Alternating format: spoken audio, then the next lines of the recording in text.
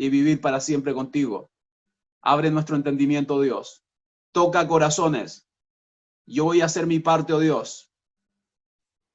Pido que el Espíritu Santo pueda hacer su parte en cada corazón que está acompañándonos esta mañana. En el nombre de Jesús. Amén.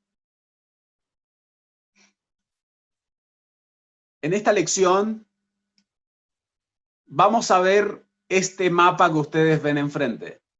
Si ustedes pueden mirar el mapa y de alguna forma tratar de recordar durante toda la presentación de esta mañana, sería ideal.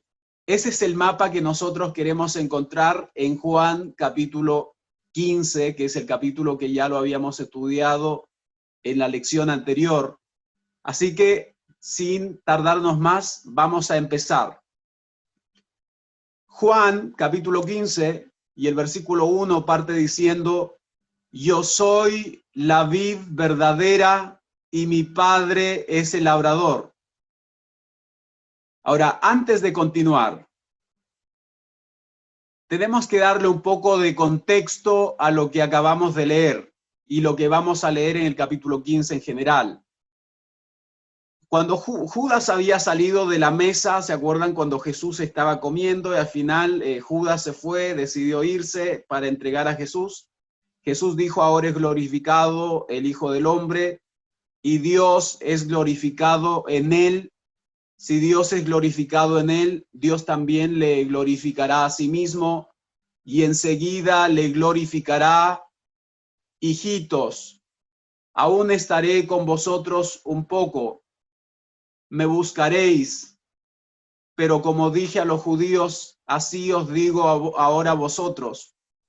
A donde yo voy, vosotros no podéis ir.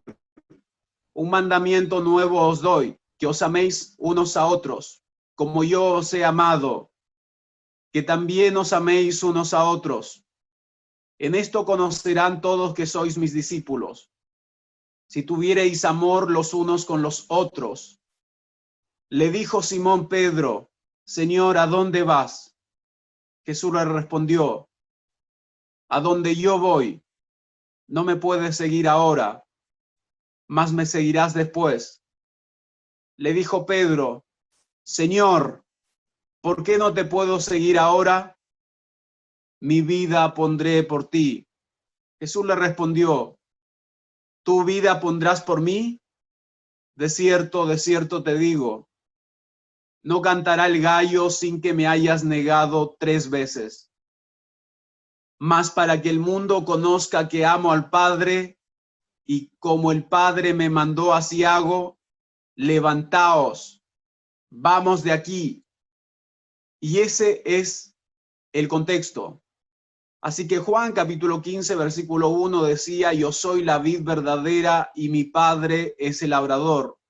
Yo soy la vid verdadera. Esta palabra yo soy me llama la atención porque cuando habló con Moisés, Dios le dijo: yo soy el que soy. Y dijo: así dirás a los hijos de Israel, yo soy, me envió a vosotros. Así que cuando Jesús dice yo soy, está ocupando el título de Dios. Es Dios el que está hablando.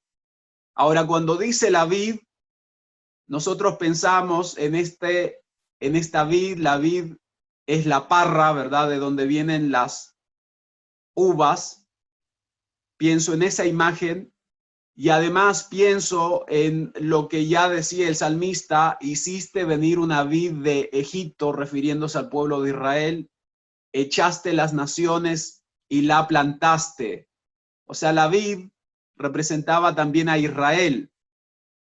Y Jesús, en medio de otros árboles que son poderosos y altos, Jesús eligió la vid, en vez de elegir la graciosa palmera, el sublime cedro o el fuerte roble. Jesús tomó la vid como con sus zarcillos prensiles para representarse a sí mismo.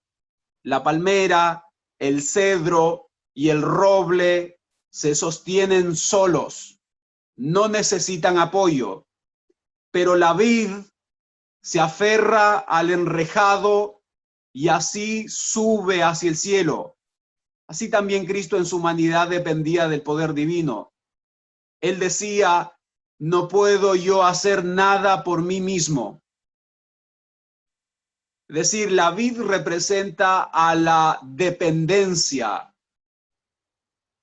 Y cuando Pedro le dijo, mi vida pondré por ti, estaba demostrando arrogancia. Y ya Proverbios nos mencionaba de que antes del quebrantamiento, antes del dolor, en otras palabras, es la soberbia. Y antes de la caída, la altivez de espíritu, la arrogancia. Y eso fue lo que le pasó a Pedro. Pedro no entendió la parábola de la vid que Jesús le estaba tratando de decir. Y un poco después, acercándose los que por ahí estaban, dijeron a Pedro, verdaderamente tú también eres uno de ellos, porque aún tu manera de hablar te descubre. Entonces él comenzó a maldecir y a jurar, no conozco al hombre, y enseguida cantó el gallo. Antes del quebrantamiento es la soberbia, y antes de la caída, la altivez de espíritu. Y Jesús decía, yo soy la vid verdadera. Es decir, debe haber alguna vid falsa, por eso dijo la vid verdadera. Los judíos fundaban su esperanza de salvación en el hecho de estar relacionados con Israel. Pero Jesús dice, yo soy la vid verdadera. No penséis, en otras palabras, que por estar relacionados con Israel podéis llegar a participar de la vida de Dios y heredar su promesa. Por mí solamente, dice Jesús, se recibe la vida espiritual, la vid verdadera. Jesús es la vid, el que da la salvación. No es Israel, porque en ningún otro hay salvación, porque no hay otro nombre bajo el cielo dado a los hombres en que podamos ser salvos. Así que encontramos dentro del mapa lo primero, la vid de Jesús. Y si continuamos en el versículo, dice, y mi padre es el labrador. El labrador es el viñador, el viticultor también se le llama.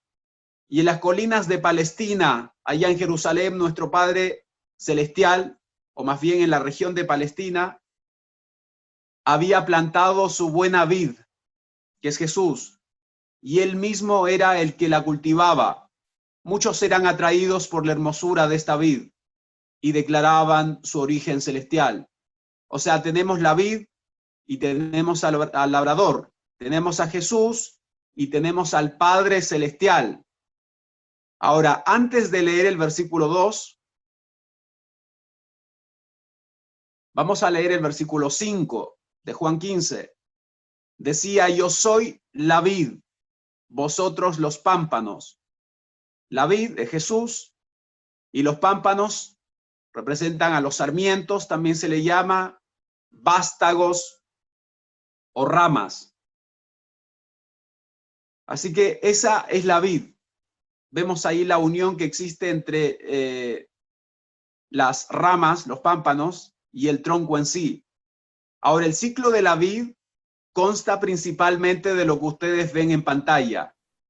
Primero está en reposo vegetativo, luego empieza un periodo de brotación. El número 3 es el desarrollo inicial de los pámpanos y de las hojas. El número 4 ya es cuando empieza a florecer. Número 5, cuando ya tiene, digamos, nace el fruto en sí, la uva. Y el número 6 sería ya la cosecha, la vendimia. Y nosotros estamos hablando, cuando Jesús habla de los pámpanos, del paso número 3. Ahora tenemos la vid, tenemos al labrador y además vamos a agregar los pámpanos. Es decir, tenemos a Jesús, el Padre, y en este caso tú y yo, que somos los pámpanos. Y nosotros vemos en el versículo de que están unidos la vid con los pámpanos. Así también el alma muerta en delitos y pecados recibe vida por su unión con Cristo. Por la fe. Es como el Salvador personal se forma, por la fe en Él como Salvador personal se forma esa unión. Es decir, para estar unidos con Jesús necesitamos fe. Y si continuamos leyendo el versículo 5, dice, el que permanece en mí y yo en él, este lleva mucho fruto. Ahí está el fruto. El fruto del Espíritu es amor, gozo, paz, paciencia, benignidad, bondad, fe, mansedumbre, templanza. Contra tales cosas no hay ley. Así que para llevar fruto necesitamos al Espíritu Santo. Cuando vivamos por la fe en el Hijo de Dios, los frutos del Espíritu se verán en nuestra vida. No faltará uno solo. Y así por la intervención del Espíritu Santo, el hombre viene a ser participante de la naturaleza divina. Es decir, estás tú, está la fe, está Jesús, está el Padre, y el que opera la fe, o sea, la fe es un fruto en sí del Espíritu Santo. Y si continuamos el versículo dice, porque separados de mí nada podéis hacer. Lo que vemos acá es una relación de dependencia entre Jesús y nosotros. Y si vamos al versículo 4, menciona permaneced en mí y yo en vosotros. La vida que habéis recibido de mí, dice Jesús, puede conservarse únicamente por la comunión continua. Sin mí no podéis vencer un solo pecado ni resistir una sola tentación. Y lo que vemos en el versículo nuevamente es una relación de dependencia de nosotros. Tenemos una dependencia, dependemos de Jesús. El estar en Cristo significa recibir constantemente de su Espíritu. Una vida de entrega sin reservas a su servicio. Como el pámpano no puede llevar fruto por sí mismo si no permanece en la vid. Lo que vemos nuevamente acá es una relación de dependencia entre la vid y el pámpano. Si es que nosotros tomamos esta vid y le sacamos los sarmientos, los brazos, las ramas, como quieran llamarlos, los pámpanos, lo que va a suceder es que no va a haber fruto. Así tampoco vosotros, si no permanecéis en mí. Es decir, vemos nuevamente que Jesús tiene un patrón, nos quiere hablar de la dependencia que debiese haber entre nosotros con Él. Y el versículo 2 menciona que todo pámpano que en mí no lleva fruto, lo quitará. Y aquí vemos una relación de causa-efecto. La primera parte es la causa y el efecto va a ser que lo quitará. Aunque el injerto esté unido exteriormente con la vid, puede faltar la conexión vital. Entonces no habrá crecimiento ni frutos.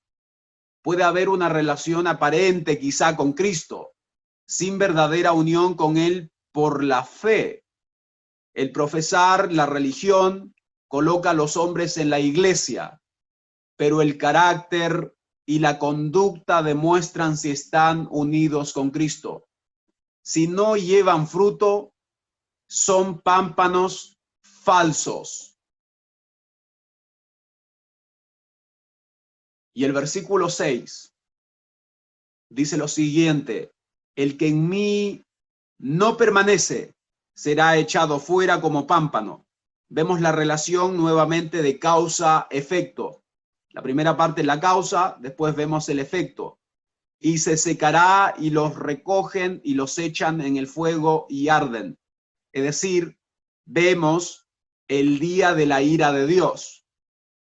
Ahora, ya otro profeta nos decía, que era Juan el Bautista, ya también el hacha está puesta a la raíz de los árboles. Por tanto, todo árbol que no da buen fruto, o sea que lo que vemos acá es que hay un fruto bueno, que son los frutos o el fruto del Espíritu, pero también Jesús en cierta parte nos dice, guardaos de los falsos profetas. ¿Se acuerdan ustedes? Que vienen a vosotros con vestidos de ovejas, pero por dentro son lobos rapaces. Por sus frutos los conoceréis. ¿Acaso se recogen uvas de los espinos o higos de los abrojos? Los abrojos son plantas espinosas. Así, todo buen árbol da buenos frutos, pero el árbol malo da frutos malos. O sea, vemos acá que hay buenos frutos, pero también hay frutos malos. No puede el buen árbol dar malos frutos, ni el árbol malo dar frutos buenos. O sea, los frutos buenos son los frutos del Espíritu y los malos están registrados en otra parte de la Escritura, y es Pablo el que menciona que manifiestas son las obras de la carne, que son adulterio, fornicación, inmundicia, lascivia, idolatría, hechicería, enemistades, pleitos, celos, iras, contiendas, disensiones, herejías, envidias, homicidios, borracheras, orgías y cosas semejantes a estas, acerca de las cuales os amonesto, como ya os lo he dicho antes, que los que practican tales cosas no heredarán el reino de Dios. Así que los frutos buenos representa el fruto del Espíritu, y los malos representan a las obras de la carne. Todo árbol que no da buen fruto, decía Jesús, es cortado y echado en el fuego. O sea, aquí nos habla del día de la ira de Dios. Así será el fin del siglo. Saldrán los ángeles y apartarán a los malos de entre los justos y los echarán en el horno de fuego. Allí será el lloro y el crujir de dientes. Vemos nuevamente el día de la ira de Dios. Si continuamos con el versículo que hablaba Juan el Bautista, todo árbol que no da buen fruto es cortado y echado en el fuego. Vemos la relación de causa-efecto nuevamente. La causa y el efecto es ser echado en el fuego. O sea, el fuego representa el día de la ira de Dios.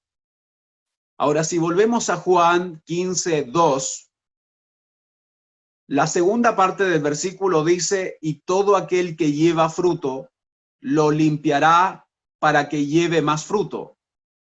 Limpiará es una palabra que significa lo podará. Podar significa cortar ramas, ¿verdad? Cortar hojas. Y de los 12 discípulos que habían seguido a Jesús, uno, que era Judas, estaba por ser sacado como rama seca. El resto, los otros 11 discípulos, iban a pasar bajo la podadera de la amarga prueba. ¡Wow! Con solemne ternura, Jesús explicó el propósito del labrador. La poda va a causar dolor, pero Él es el Padre, pero es el Padre quien la realiza. Él no trabaja con mano despiadada y corazón indiferente. Hay ramas que se arrastran por el suelo y tienen que ser separadas de los apoyos terrenales en que sus zarcillos se han enredado. Han de dirigirse hacia el cielo y hallar su apoyo en Dios. El follaje excesivo que desvía de la fruta la corriente vital debe ser suprimido.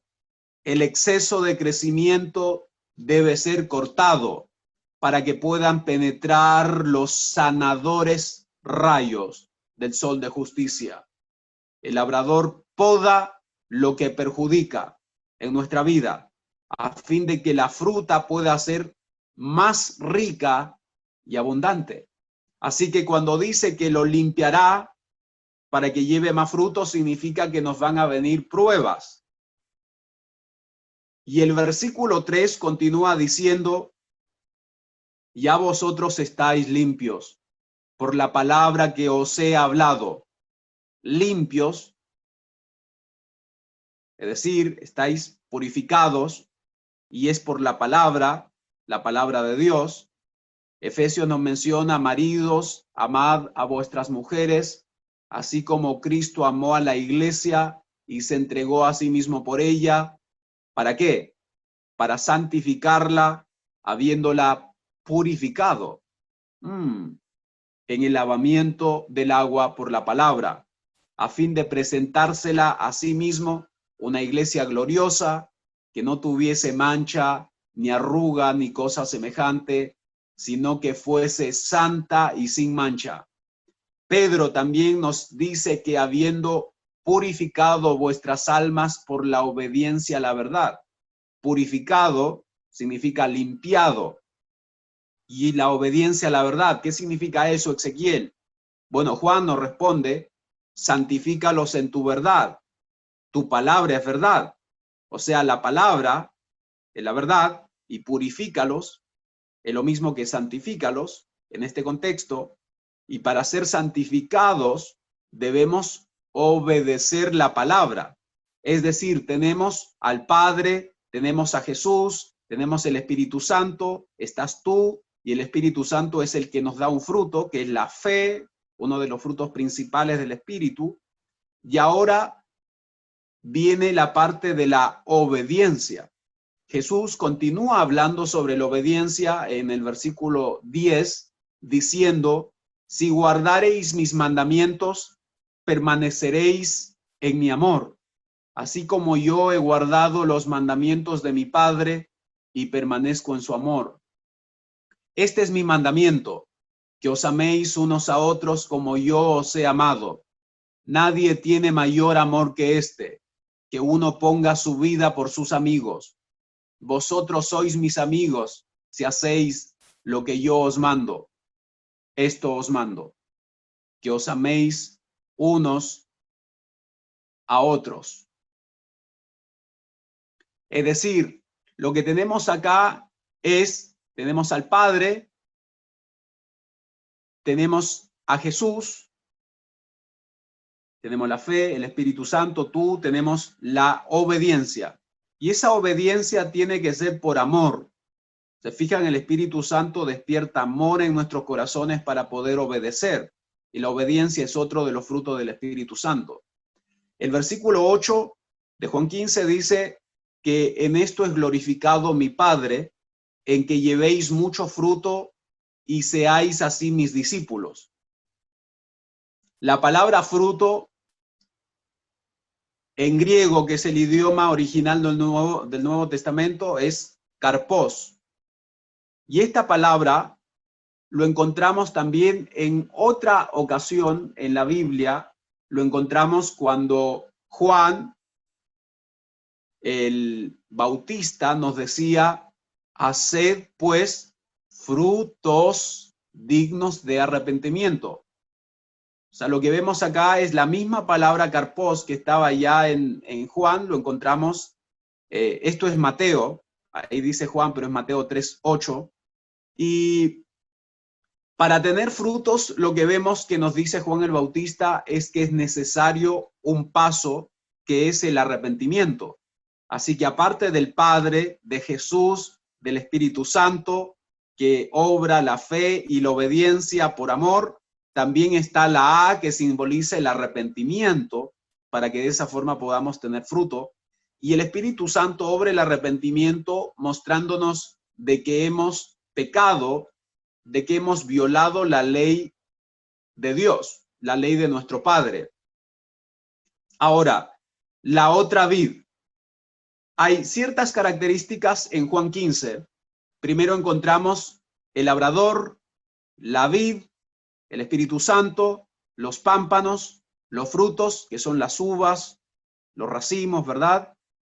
Y cada uno de estos tiene simbolismo. El labrador es el Padre, la vid es Jesús, el Espíritu Santo es el Espíritu Santo, los pámpanos somos tú y yo, los frutos, las uvas, son nuestras obras.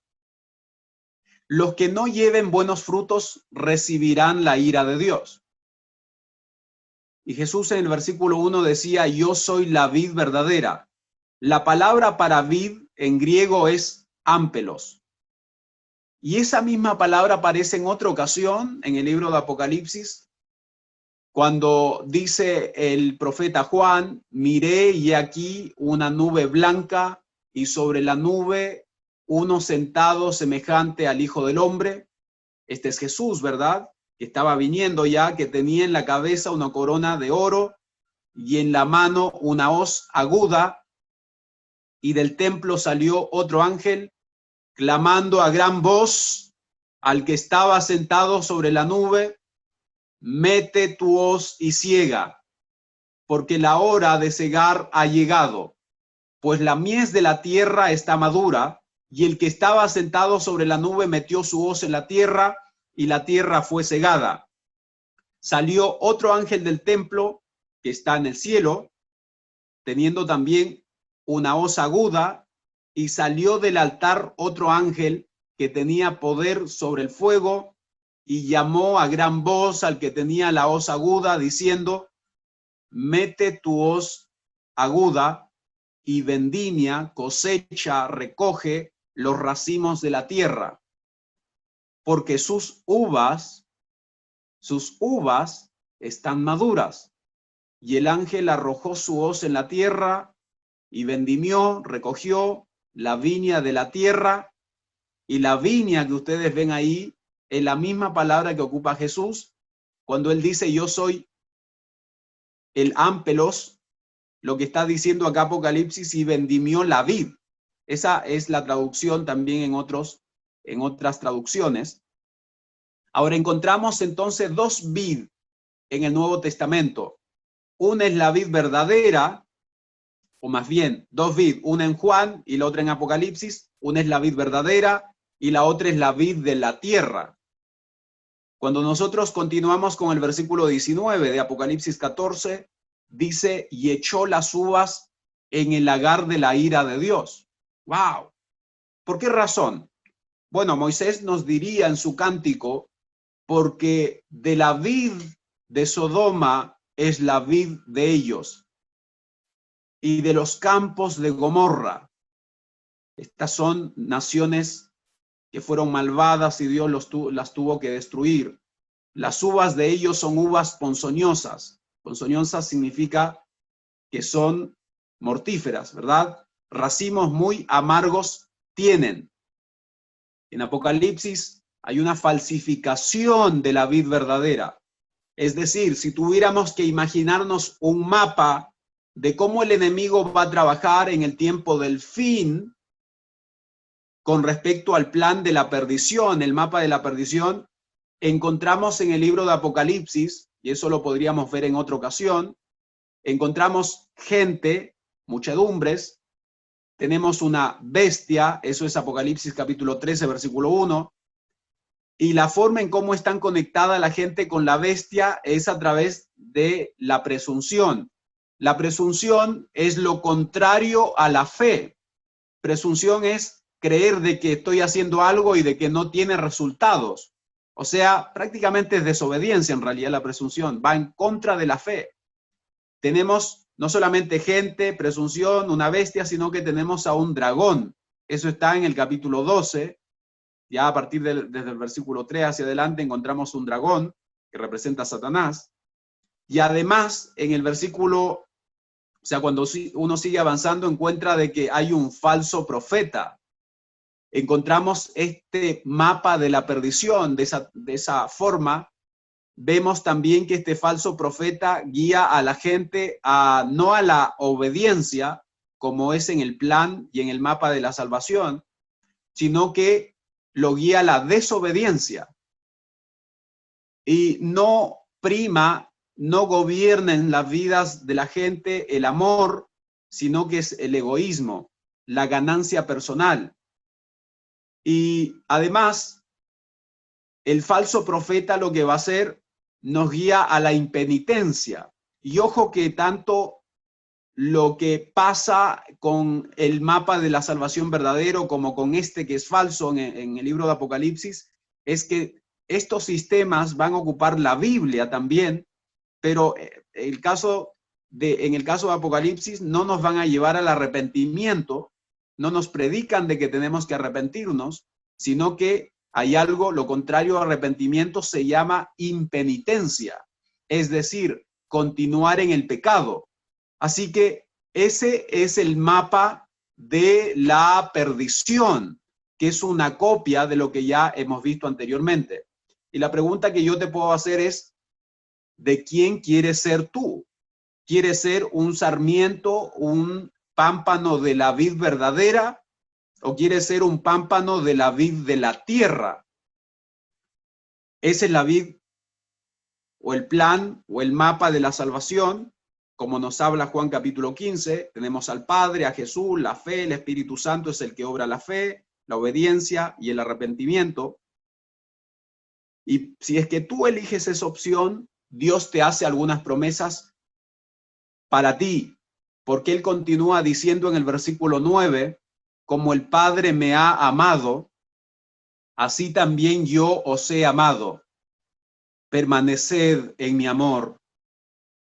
Si permanecéis en mí y mis palabras permanecen en vosotros, pedid todo lo que queréis y os será hecho. Estas cosas os he hablado, para que mi gozo esté en vosotros y vuestro gozo sea cumplido. Vosotros sois mis amigos, si hacéis lo que yo os mando. Ya no os llamaré siervos, porque el siervo no sabe lo que hace su señor, pero os he llamado amigos, porque todas las cosas que oí de mi Padre os las he dado a conocer. No me elegisteis vosotros a mí, sino que yo os elegí a vosotros y os he puesto para que vayáis y llevéis fruto, y vuestro fruto permanezca, para que todo lo que pidiereis al Padre en mi nombre, Él os lo dé. Esto os mando, que os améis unos a otros.